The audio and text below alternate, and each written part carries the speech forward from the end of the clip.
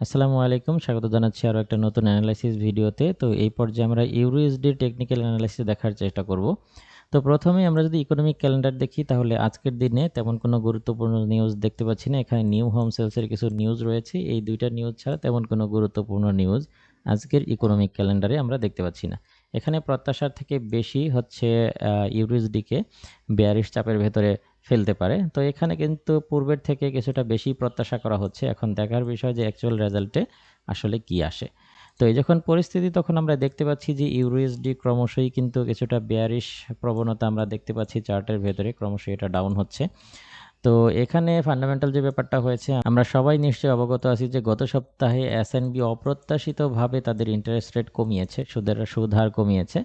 এইটার ফলে ডলার কিছুটা স্ট্রং হয়েছে এবং ইউরো ইউএসডি কিছুটা বেয়ারিশ চাপের ভেতরে পড়েছে।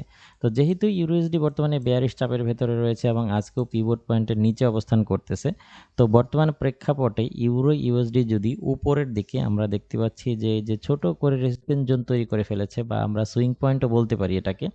তো এখান থেকে যদি ইউরো ইউএসডি 1.082 থেকে 1.0839 এই লেভেলটাকে যদি ক্রস করতে ব্যর্থ হয়, তাহলে ইউরোইউএসডি নিচের দিকে আরও বেয়ারিশ চাপের ভেতরে পড়তে পারে।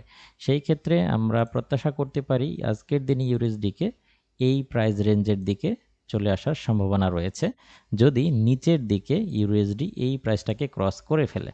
অর্থাৎ এই প্রাইসটা হচ্ছে, আমি এখানে প্রাইসগুলো নোট করে দিচ্ছি, অর্থাৎ আজকের দিনে যদি 1.08025 এই লেভেলটাকে ক্রস করতে পারে ইউরোইউএসডি, তাহলে এটা আরও নিচের দিকে নেমে আসার সম্ভাবনা রয়েছে। সেই ক্ষেত্রে 1.07569 দিকে চলে আসার সম্ভাবনা রয়েছে। আর উপরের দিকে যদি 1.08307কে ক্রস করতে পারে, তাহলে এটা কিছুটা বুলিশ হতে পারে। সেই ক্ষেত্রে প্রাইসটা এখানে চলে আসতে পারে। আমি এখানে প্রাইসটা নোট করে দিচ্ছি, 1.08683 দিকে চলে আসার সম্ভাবনা রয়েছে। তবে যেহেতু বেয়ারিশ চাপের ভেতরে পড়ার সম্ভাবনা কিছুটা বেশি, তাহলে বুলিশের থেকে বেয়ারিশ হওয়ার সম্ভাবনা কিছুটা বেশি রয়েছে।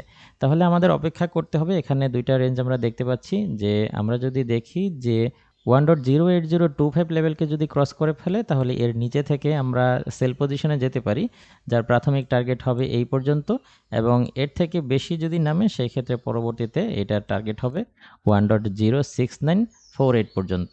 আর উপরের দিকে যদি 1.08037কে ক্রস করে ফেলে, তাহলে আমরা সাময়িক সময়ের জন্য বুলিশ প্রবণতা দেখতে পারি। সেক্ষেত্রে আমরা বাই পজিশন নিতে পারি এবং 1.08683 পর্যন্ত উঠে আসতে পারে। আশা করি বুঝতে পেরেছেন।